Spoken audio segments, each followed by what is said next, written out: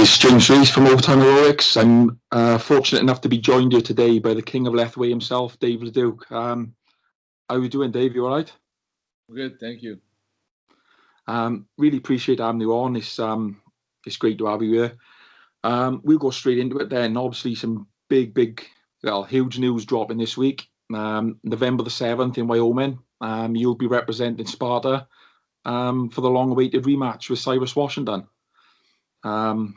Something many Lethwei fans have been waiting for a long time. How does it feel to finally get that going? Yeah, basically, it's been over a year now since the whole pandemic hit us, and been itching for a fight. And I mean, as much as I hate this whole COVID thing, well, without this, we would not be able to fight, in the States, because I would be defending in Myanmar for now. So it's like something positive in a negative situation, because now, Cyrus has been campaigning for the rematch ever since we fought in 2017, and I've been pissed at my performance ever since we fought. I was when we fought, I was still a fairly new champion, and he had over 100 fights, and I did some stuff that I wasn't proud of, and I'm very critical of myself. So I heard him early. He was cut in the face, and he was like avoiding engagement because of that. And and he says that he studied me. He said that he knows how to beat me. He said, "Oh, perfect, bring it on." But I improved even more since our fight, so it's gonna be I'm very. There's a lot at stake for this, because he's the only other guy to have stopped Tuntun Min.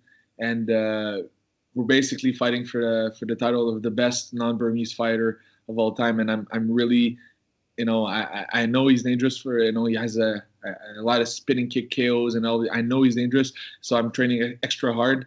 And he said he's feeling stronger than ever. That's good, because I wanted at his best. I wanted him strong. I wanted this. I want to fucking I want to give a good show.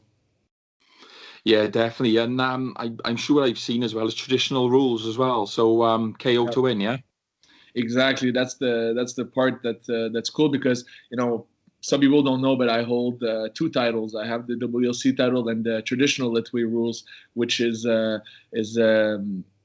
not everybody understands this, but it's there's one champion for each weight division in Myanmar, and the golden belt is very prestigious, because you can only win it if you stop. You make your opponent forfeit, TKO, KO. It's like KO to win, basically, finish or draw, and in order to somebody take it from you as well, they have to stop you, they have to injure you, they have to KO you. So traditional rules is cool, and like I said, without this COVID thing, I would not be able to defend this title. I would be defending my other one, and I'm looking forward to go back and defending my WLC title next year. But right now, my focus is on the traditional belt. Yeah, and obviously, we'll sort of go back a little bit to the first fight. Oh, bear with me a second. The camera's just flicked wrong for some reason. There we go. I'm back. We've just skipped back to the first fight. Yeah.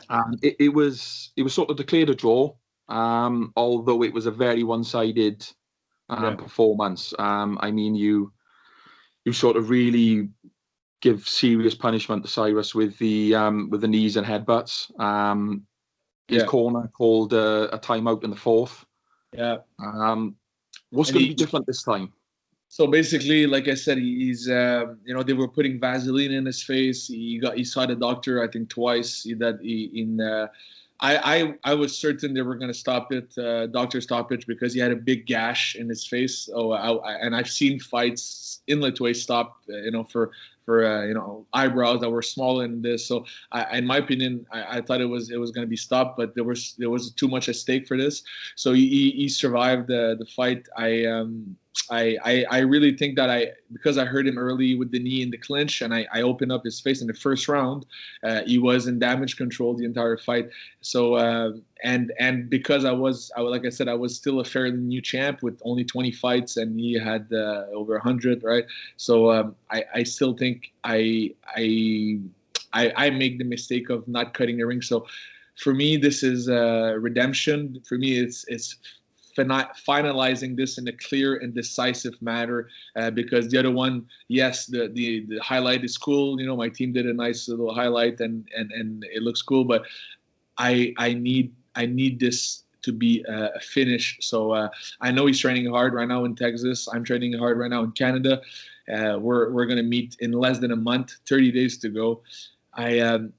I expect him to have made adjustment, to be for me, and the same as me. So it's going to be the rematches are always fun, because usually the guys they improve and they adapt from the other fighter. So I know what he's dangerous for. I actually in the first fight I received one of his spinning kick in the face, but it was on the end of the foot.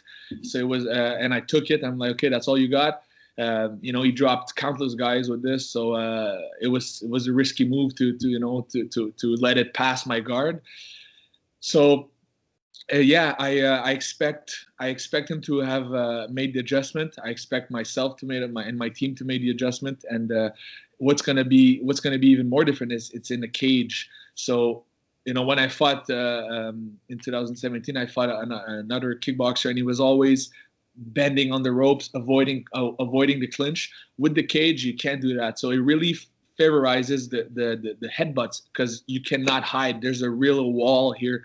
So and that's the fun part, because I don't think we'll ever see in Lethwei in a cage for a long time, apart from the States, because in Myanmar that's not how it happens. So if it wasn't for the pandemic, well, I would not be able to try Lethwei in a cage. And that, for me, as a fight fan and as a fighter, that's what I'm excited about. I'm excited to go fight traditional Lethwei rules in a cage on U.S. soil, and against a guy that has the pedigree longer than mine. But I'm really confident. I always say they can have 100 fights, 200 fights. And next year we're talking. Where my team's in talk with a fight with Buckow. Well, I don't care. Like, I'm a different breed. They can have as many fights. I adapt in less fights. I adapt in a less amount of fights. When I first fought in Lethwei in 2016, Tun Tun Min had 70 fights. I had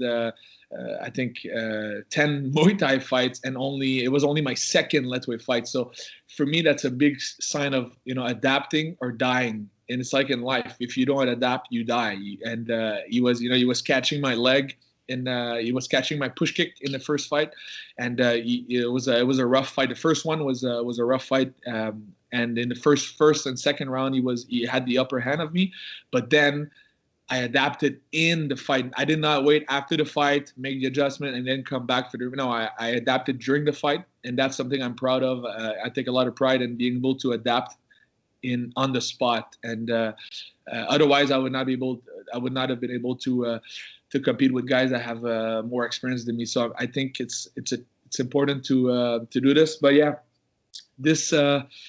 this fight is a lot at stake for me. I'm fighting for my legacy. I'm fighting for this. He's the only guy that makes sense because of his Lethwei pedigree. I think he's already has 6 fights in Lethwei, so it's going to be a banger. Yeah, definitely an exciting fight for sure. And as you say, the cage just adds to it.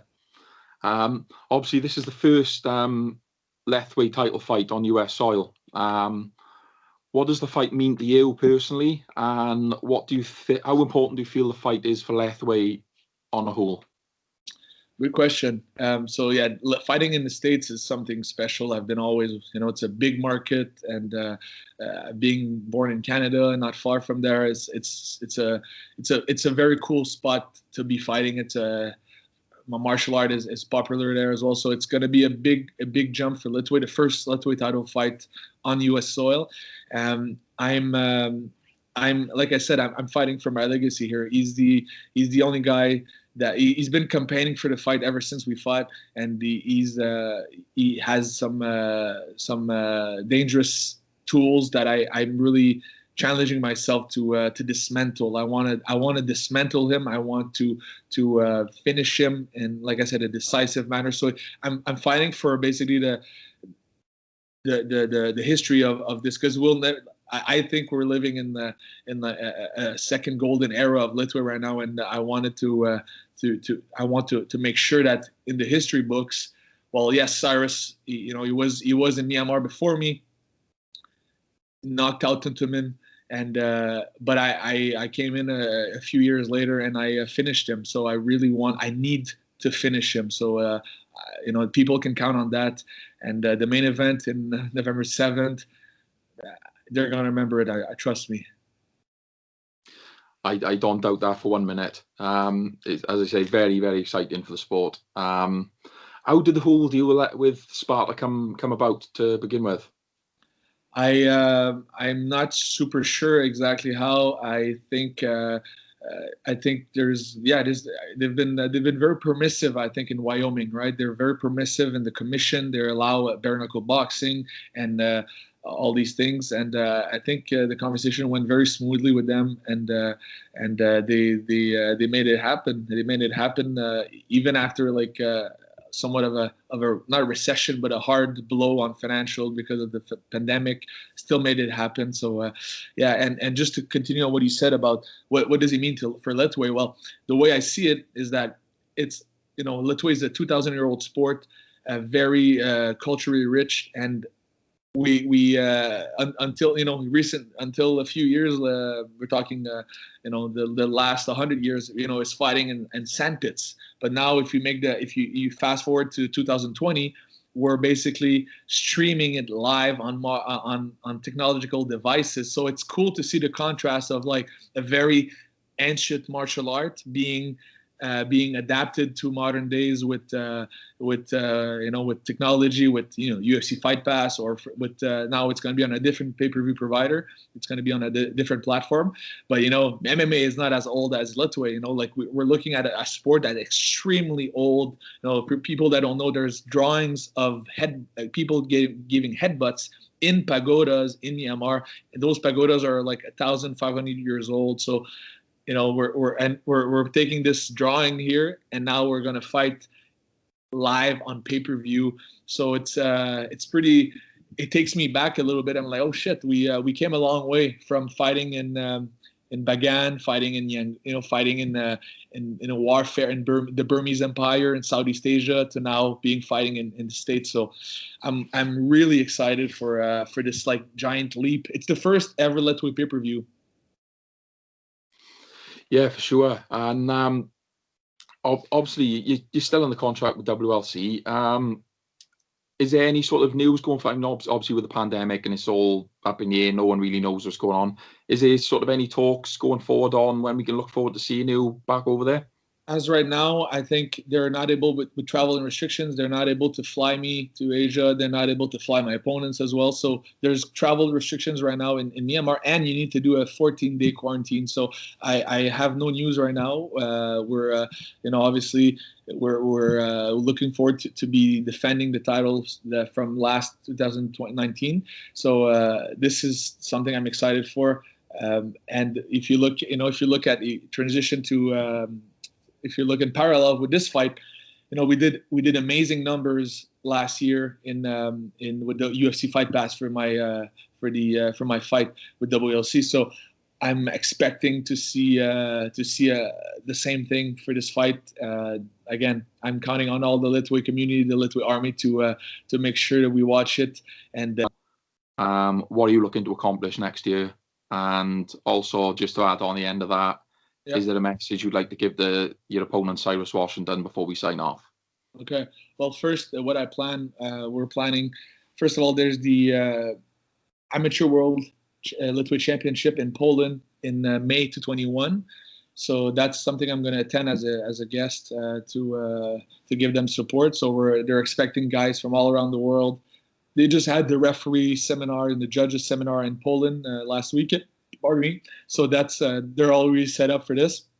So that's the and I think before that in March, I will be fighting Buckow in somewhere in Europe. So that's in the plans negotiation right now, and then we're looking for defending the WLC belt as soon as we possibly can. With like you said, if everything comes to normal, I'd like to defend it twice next year minimum, and then maybe another fight on U.S. soil, either with the WLC or with Sparta to defend the traditional belt as well. Because for me, it's dear to my heart. I want to be able to defend both titles as much as possible.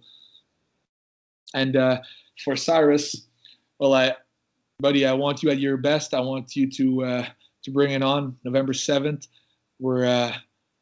That's the second and final one, and I want to leave it all in the ring. So you better be fucking ready, because I'm going to be ready, and it's going to be fun.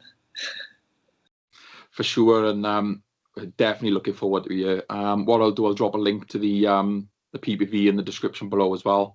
Just for anyone interested, you can click on that. I think it's pre-order at the moment. Yep. And yeah, I tried it last time. I bought it for the last fight just to test, and it was flawless. I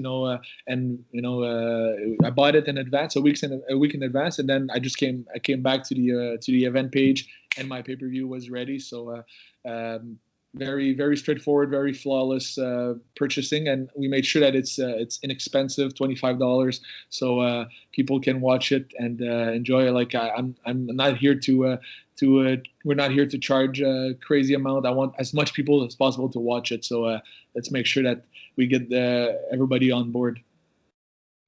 Definitely, for sure. Well, look, Dave, really appreciate you spending some time with us today. Get some important messages out there. All the best on November the 7th. I really hope you get that result you're looking for, and all going well next year is going to be that successful year you're looking forward to.